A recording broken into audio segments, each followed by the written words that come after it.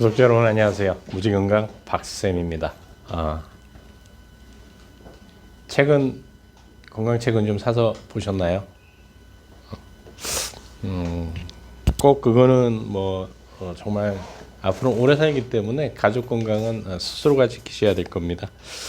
어쨌든 간에 이제 이번에 이제 이 책이 마지막이 될 것 같은데 319페이지 이제 8장 심신의학의 전망. 그래서 제임스 R 로첼 박사라는 분이 크레이튼 의과대학을 졸업하고 서던 일리노이 의과대학에서 일반외과 인턴을 해서 이제 지금 의사란 얘기예요. 이분들이 이제 지금 이 책이 그냥 마음에 대한 얘기가 아니고 이제 심신의학을 하는 거예요. 수술로도 못 고친 통증을 해결하는 심신의학. 미국에는 이제 심신의학 학회가 있거든요. 이제 거기에 소속된 의사분들이 이렇게 이제 논문을 발표한 것들을 이렇게 책으로 엮은 건데, 어쨌든 간에 이제 미래는 이제 이렇게 될 거다라고 이제 전망을 하는 건데, 321페이지에 만성 통증 분야를 두루 조사한 나는 장기적인 해답을 가진 사람은 아무도 없다고 확신하게 되었다. 나는 더 이상 효과가 없는 치료를 받으라고 환자를 다른 의사에게 보내기를 원치 않는다. 환자가 사실상 의사들의 태도에 상처를 받고 있다는 느낌이 강하게 들었다. 등이 안 좋다거나 목이 안 좋다고 확신하게 된 환자들이 많았다. 의사들은 더 이상 도와줄 방법이 없다는 이유에서 환자에게 사회보장 장애 혜택을 신청하라고 권하기도 했다. 환자들에게 결국 휠체어 신세를 지게 될 것이라는 말까지 하는 의사들도 있었다. 앤드루 와일 박사는 그처럼 부정적인 자세를 의학적 비관주의라고 일컬었다. 그처럼 우울한 예측 때문에 환자들은 낙담을 하게 되고 다시 정상적인 삶을 살 수 있을 것이라는 희망을 잃기도 했다. 그런 부정적인 자세는 오늘날 서구 세계의 통증이라는 유행병이 퍼진 주된 이유다. 우리나라도 여기저기 다니다 보면 통증의학과가 되게 많잖아요. 그런 것처럼 그런 쪽으로도 생각을 하셔야 됩니다. 대다수의 경우 그 어떤 외과 수술도 필요성이 심히 의심스럽다. 척추 안정성을 높이는 정교한 수술 장비가 개발되어 왔는데 이는 등이 불안정하여 통증이 생긴다는 생각에 기초한 것이다. 척추 유압술이 최근 극적으로 증가했지만 의료문헌에는 그런 생각을 뒷받침하는 내용이 없다. 그 모든 수술의 결과 중 하나가 척추 수술 실패 증후군이라고 불리는 것이다. 훌륭한 X선 촬영과 더불어 척추 유압술이라는 훌륭한 기술 정보로 무장했는데도 불구하고 수많은 수술이 실패로 끝났다. 그래서 사실은 예전에는 다 디스크라 그래서 다 수술을 했는데 지금은 시술을 하죠. 왜 그럴까요? 그럼 수술이 별 의미가 없다라는 얘기거든요. 331페이지에 나는 추간판이 퇴행성이거나 부푼 것이 정상적인 현상이라는 사실을 그냥 무시해버렸다. 그런 누구나 나이가 들면 그렇게 된다. 탈출 추간판조차도 만성 통증을 일으키는 법이 거의 없다. 급성 탈출 추간판으로 인해 부풀거나 염증이 생기면 대체로 1, 2주면 가라앉기 때문이다. 이거 정말 이 문장은 구독자분들이 명심하셔야 될 문장입니다. 추간판 탈출증이 생겼다고 해서 만성 통증을 일으키는 법이 거의 없다. 없어요. 그것 때문에 통증이 오는 게 아니거든요. 그 왜 허리가 아프냐고요? 몰라요. 의사도 모르고 아무도 몰라요. 저는 허리가 안 아프냐고요? 저도 허리 아파요. 근데 저는 알거든요. 여러 가지 척추에 관련된 책을 읽어보면 허리 통증은 3일만 그대로 버티면 없어진다는 걸 알기 때문에 그 사이에 저는 이제 거꾸리나 매달리고 있습니다. 목 통증이 올 때도 마찬가지예요. 그러면 금세 풀리거든요. 거꾸리 2, 30분만 매달려 있으면 허리 아픈 거나 목 아픈 거, 등 아픈 거 다 사라지거든요. 저 같은 케이스예요. 또 안 그럴 수도 있거든요. 근데 양심적인 의사 선생님들은 허리 통증이나 이런 것들을 모른다고 솔직하게 얘기를 해주세요. 추간판 때문에 만성 통증이 일으키는 법이 거의 없다지 않습니까? 탈출을 해도. 만성 무릎 통증을 지니는 환자들 가운데는 긴장 근육류 증후군으로 인한 무릎 앞쪽 누름 통증이 뚜렷이 나타나는 경우가 많다. 대다수 의사들이 무릎 통증을 앞서 말한 널리 알려진 병증 때문이라고 진단하고 있다. 그 때문에 점점 더 많은 환자들이 긴장 근육염 증후군일 가능성이 아주 높은 무릎 통증을 보이겠다. 무릎 통증의 주요 원인이 긴장 근육염 증후군인 경우가 많다는 것을 알게 되면 환자와 의사들은 값비싸고 시간 소모적이며 흔히 위험하기까지 한 치료를 피할 수 있다. 결국 수술하자고 하잖아요. 되게 슬프죠. 긴장 근육염 증후군의 통증 부위는 이곳저곳으로 이동하는 경향이 강하다. 나는 등 통증을 지닌 환자를 여러 달 만나보곤 했다. 그들은 등 통증이 해소된 후 한참 있다가 어깨에 힘줄염 때문에 그 다음에 목 통증 때문에 나를 찾아오곤 했다. 나는 그들의 통증 부위가 이동하고 있다는 것을 이제는 알고 있다. 그것이 바로 전형적인 긴장근육염 증후군이다. 산호 박사는 그것을 증상 필요증이라고 일컬었다. 증상 필요증은 신체 증상이 심리적으로 계속 필요한 경우 심리 상황이 나아질 때까지 뇌가 통증을 만들어낸다는 것을 뜻한다. 아픈 사람들 이거 정신 좀 차리셔야 됩니다. 여기저기 아프고 뭐 한 사람들 진짜 신체적인 문제가 아닐 수 있다니까요. 많은 전문의들이 탈출 추간판, 어깨 부딪힘 증후군 또는 손목골 증후군 따위의 관점에서만 환자를 바라보는 경향이 있다. 안타깝게도 환자를 사람으로 보지 않고 신체 부위 의학을 지향하는 경향이 있는 것이다. 오늘 많은 전문의들에게 환자는 그저 신체 부위들의 집합에 지나지 않는다. 환자들은 증거 중심 의학 모형대로 진단과 치료를 받는다. 그런 유리책 방식의 치료법이 보건관리 담당 공무원들에게는 득이 되겠지만 그 때문에 환자와 의사의 사이가 멀어지게 된다. 전체로서의 인간과 심신상관성에 대해 도무지 이해를 못하고 있기 때문이다. 항상 전체를 생각을 해야 됩니다. 우리는 정말 기계의 부품이 아니기 때문에 전체적인 거를 생각 안 한다고 한다면 항상 미스가 나게 될 겁니다. 아무리 의학이 발달해도 마찬가지일 거예요. 그래서 8장이 끝나고요. 9장은 구조적 통증인가 심신성 통증인가 그래서 더글러스 호프만 박사가 이제 이분도 의사고요. 이제 쭉 또 이렇게 논문들을 해 나가는데 우리가 불안할 때 또는 슬프거나 기쁘거나 성적으로 흥분했을 때 등 통증을 일으키는 장애인 긴장근육염 증후군과 그 모든 등가 행위를 경험하게 된다. 등가 장애요. 장애라는 거 위 결장 뭐 이런데 통증이나 뭐 이런 걸 느끼는 거를 얘기를 하는 겁니다. 된다는 사실을 생각해 보면 심신성 반응이라는 것이 보편적이며 정상적인 인간 조건의 일부라는 것이 명백해진다. 감정적 스트레스를 받을 때 면역 체계가 약화되어 바이러스 질환에 걸리는 것은 드물지 않은 일이다. 그것은 신체의 여러 조직이나 기관에서 감정으로 인한 생리적 변화가 생긴 것이라고 할 수 있다. 그것이 바로 심신성의 의미다. 내가 강한 인상을 받은 또 다른 것은 심신장애에 관련해서 장애의 원인을 해결하지 않으면 치료를 기대할 수 없다는 사실에 대해 의학계가 거의 보편적으로 무지하다는 것이다. 통증의 비수술 치료는 거의 전부 대증요법이다. 통증 클리닉에서 통증을 치료하는데 때로는 속임약 반응 덕분에 통증이 경감되기도 하지만 대부분 통증이 재발해서 통증이라는 유행병은 계속 만연하게 된다. 그러니까 육체의 문제로만 보면 안 되는 거예요. 항상. 산호 박사가 지적했듯이 오늘날 통증을 유행병으로 진단하는데 단단히 한몫한 것이 바로 의사들이다. 심신장애의 존재를 모르고 많은 치료 효과라는 것이 속임약 반응 때문일 수 있다는 가능성을 묵살하고 있기 때문이다. 근데 의사 선생님들도 사실은 그걸 다 무시하지는 않죠. 인정하죠, 사실은. 심신 과정에 있어서의 방아쇠 역할을 한다는 것도 이제 그거에 대해서 나오는데 환자도 의사도 심신성 통증이 실제한다는 것을 인정하지 않기 때문에 그들은 통증이 항상 구조적, 신체적 현상이라는 생각에서 벗어나지 못한다. 신체적 사고가 일어나면서 통증이 시작되면 환자들은 몸을 다쳤기 때문이라는 생각을 더욱 굳히게 된다. 또는 정당한 손상을 당한 후 통증이 지속되면 그것이 손상 때문이라고 생각하게 된다. 아닐 수 있다라는 얘기예요. 유행병학의 관점에서 볼 때 신체적 방아쇠는 심신의 본질을 형성하는 데 핵심 역할을 한다. 무의식적인 마음은 사회적으로 정당화될 수 있는 증상을 보여주려고 한다. 진지하게 받아들여지기를 원하는 것이다. 따라서 신체적 방아쇠에서 비롯한 통증 장애는 심신 장애를 정당화하는 데 도움이 된다. 우리가 예를 들어 갖고 뭐 테니스에서 내기를 했는데 졌어요. 상대편한테 너무 화가 나는데 화를 낼 수는 없잖아요. 그러면 이제 테니스 엘보가 나타난다든지 이제 그런 얘기들을 하는 겁니다. 지금 미디어는 심신 과정을 형성하는 또 다른 중요한 문화 세력이다. 오늘날에는 전체 인구가 역사상 유례를 찾을 수 없을 정도로 갈수록 증가하는 의료 정보와 의료 광고에 노출되어 있다.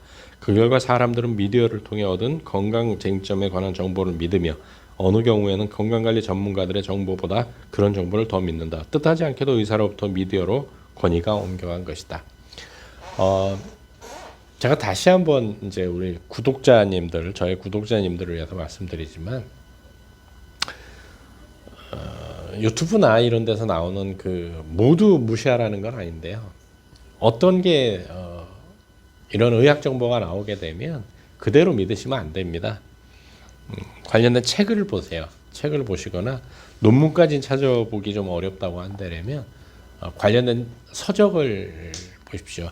인터넷에 떠 있는 것들은 뭐 그냥 인터넷용인 거고요. 이렇게 책으로 나와 있는 것들은 이 저자들이 책임을 진다는 얘기거든요. 그러기 위해서 과학적으로 검증을 한다는 얘기예요. 그러니까 그런 것들을 검증 과정이 필요합니다. 직접 검증하십시오. 제 말도 믿을 건 아닙니다, 사실은. 직접 검증을 하시는 게 가장 좋고, 다른 책도 읽으시면서 건강책도 가끔 한 권씩 보는 것도 굉장히 도움이 된다라고 생각을 합니다. 365페이지에 의사들은 왜 심신 개념을 받아들이기를 꺼리는 것일까? 답은 복잡하다. 거기에는 우리의 의료교육의 편향성만이 아니라 우리 자신의 무의식적 감정까지 얽혀 있다. 산호박사의 원리를 이해하고 효과적으로 적용할 수 있기 위해서는 자신의 그늘과 고통스러운 감정을 인정해야만 한다. 거기에 덧붙여 권위자라는 의사의 지위가 그러한 관점과 절충되어야 한다. 환자들이 스스로 치료를 할 수 있다는 사실을 알게 됨으로써 환자들도 재량권을 갖게 되었기 때문이다. 이게 스스로 치료를 할 수 있다라는 것이 어떤 질병, 육체적인 맹장이 터지는데 그런 의미가 절대 아니거든요. 아까 앞에서도 쭉 말씀드렸지만 고혈압이나 관절염 이런 것들도 사실은 마음에서 출발하는 것들이 되게 많기 때문에 내가 생각을 어떻게 하고 마음을 어떻게 먹고냐에 따라서 그런 100%는 아니지만 많이 경감시킬 수 있다는 의미로 받아들이시면 적당하지 않을까 싶습니다. 369페이지에 고통스러운 무의식적 감정이 심신 과정을 부추긴다라고 되어 있습니다. 그래서 신체적, 감정적, 성적으로 학대를 당한 환자들은 그런 끔찍한 경험 때문에 어린 시절에 억압하게 된 참을 수 없는 감정적 고통을 경험하기보다는 차라리 평생 신체적 고통을 겪는 일이 많다. 그것은 증상 필요증을 보여준다. 계속 감정을 억압하고 방어하기 위해 자주 계속적으로 신체 증상을 일으킬 필요가 있는 것이 증상 필요증이다. 거듭 강조하지만 나는 증상의 심각성 및 만성화 정도는 무의식에 깔린 고통에 비례한다는 것을 발견했다. 그 고통을 환기하는 방아쇠의 강도에 비례해야 한다. 그러니까 내 안에서 있는 그거를 어떻게든 풀어내면 질병들도 많이 25%까지 경감시킬 수 있다라고 생각하시면 크게 틀리지 않을 거라고 생각을 합니다. 그래서 377페이지에 심신장애 치료에 관한 생각을 해갖고 환자들이 내게 묻는 또 다른 흔한 질문은 재활운동이나 카이로프랙틱, 허리보호대를 그만둬야 하는가 등이다. 그렇다는 것이 답이다. 심신장애의 원인은 그 원인에 따른 치료의 길은 바로 마음속에 있다. 환자들은 여러 건강관리 제공자들의 선의의 조언을 듣고 곧바로 프로그래밍 된다. 예를 들어 허리 통증 환자가 물리치료를 받을 때 물리치료사가 좋은 자세와 물건을 넣는 올바른 방법, 통증을 악화시키는 가능성이 있는 활동 회피 따위에 대한 조언을 해준다. 그러면 환자는 그런 조언을 수행하지 않을 경우 통증이 유발할 수 있도록 프로그래밍 된다. 항상 올바른 자세를 취할 수 있는 사람이 어디 있겠는가. 따라서 성공적인 치료를 위해서는 환자가 스스로 프로그래밍된 방식을 알고 그것을 직면하고 극복하고자 할 필요가 있다. 굉장히 중요한 얘기죠. 왜 중요한 얘기냐면요. 앞에서도 말씀드렸지만은 내 몸이고 내 건강이기 때문에 그렇습니다. 그걸 남한테 맡기지 말라는 게 저도 항상 주장해 오는 거고요. 내 지식으로 안 될 때 물론 도움은 받아야죠. 전문가의 도움을 완전히 무시하라는 의미는 아니지만 기본 베이스로 깔고 가야 된다는 겁니다. 어느 정도의 소양들은. 그래서 9장이 끝나고요. 10장 이제 가정의 심신의학 임상 경험에서 마크 소퍼 박사라는 분이 이분도 의사죠, 당연히. 버몬트 대학교 운동팀 소속 의사로 일했답니다.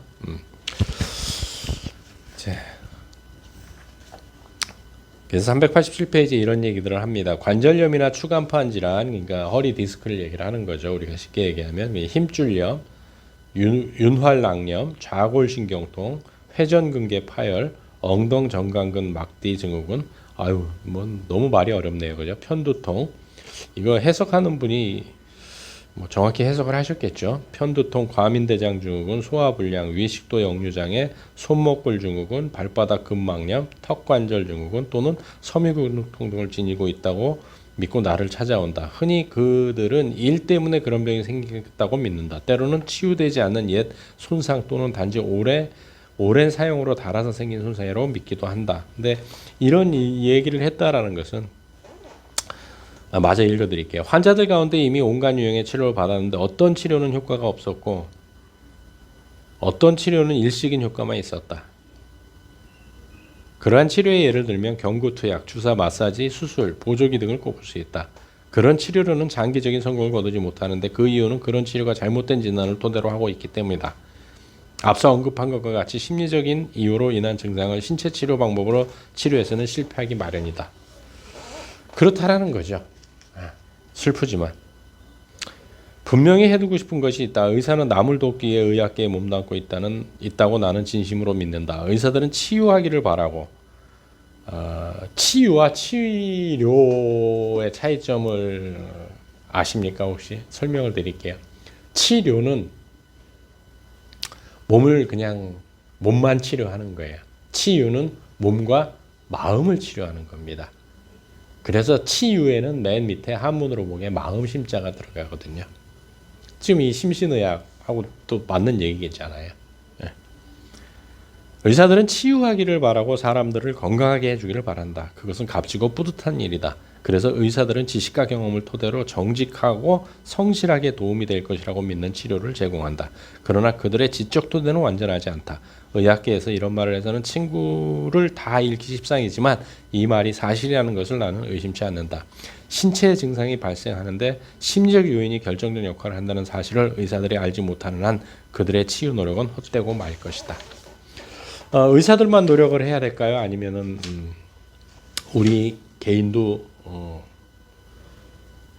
노력을 해야 된다는 얘기가 아닐까 싶습니다.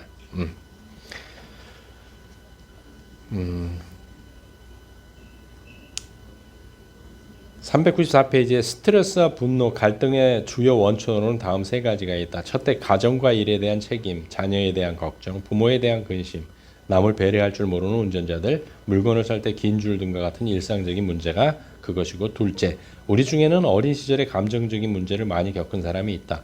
화해를 했다 해도 그 문제는 잠재적인 불쾌한 감정의 원천으로 여전히 남아있다. 셋째, 우리 자신의 성격 또한 그런 곤란한 감정의 원인이 된다. 자기 자신에 대한 기대가 크다면, 야망이 있어서 자신에 대한 요구가 지나치다면, 우리가 하는 일에 너무나 성실하다면 그런 완벽주의 성향은 스트레스의 원인이 된다. 우리가 헌신적으로 남들을 돕고 돌보자 할 때 그런 선행주의 성격 또한 우리의 욕구보다 남의 욕구를 더 중시함으로써 스트레스를 낳게 된다. 이 세 가지가 스트레스, 분노, 갈등의 주요 원인이라니까 그런 것들을 조금 내려놓는 것도 도움이 되지 않을까 싶네요. 398페이지에 통증을 없애는 것은 놀랍도록 간단하다. 우리는 통증의 원인이 신체가 아니라 심리에 있다는 것을 단지 이해하고 받아들이기만 하면 통증을 없애고 뇌의 전력을 무산시킬 수 있다. 이것은 간단한 개념이지만 때로는 이해하고 받아들이기가 어렵다. 그렇지만 받아들여야 된다라는 얘기겠죠. 그래서 이제 이 스트레스나 이런 질병들을 하는 것에서 가장 좋은 거는 뭐냐면 적으랍니다. 적자생존입니다. 적자생존. 스트레스의 원천이 될 만한 모든 것을 생각하라. 당신을 화나게 하는 것에 대해 생각하라. 걱정케 하는 것을 생각하라. 당신의 성격에 대해 생각하라. 완벽주의와 선행주의 성향이 있는지 확인하라. 당신의 인생에서 원하는 만큼 잘 대해주지 않는 사람이 있는가? 이 생각과 질문에 답을 기록하라. 스스로 풀으라는 얘기예요. 풀으라고. 적어보고 그거에 대해서 풀어서 푼다고 한다면 훨씬 더 우리가 스트레스가 풀리면서 그러면서 어떻다고요? 질병의 25%를 경감시킬 수 있다라는 얘기가 아닐까 생각을 합니다. 자, 구독자 여러분들도 현대인들이 점점 쌓여가는 스트레스에 많이 시달립니다. 또 날씨조차도 그렇잖아요. 추웠다가 엊그제까지 추웠다가 오늘 갑자기 더워지고 막 이러니까 몸도 다 적응이 안 되는데, 그러니까 노상 피곤하고 일은 시달리고 또 뭐 정치도 혼란스럽고 경제도 혼란스럽고 막 하다 보니까 이런 문제들이 전부 스트레스와 닿는 걸 겁니다. 그럼 적어 보십시오. 적고 거기에 대해서 그럼 해결 방법을 적다 보면 모두 해결되고 마음이 편안해지고 몸이 편안해지지 않을까 생각을 합니다. 또 건강한 모습으로 좋은 책을 가지고 다음 주에 찾아뵙도록 하겠습니다. 수고하셨습니다.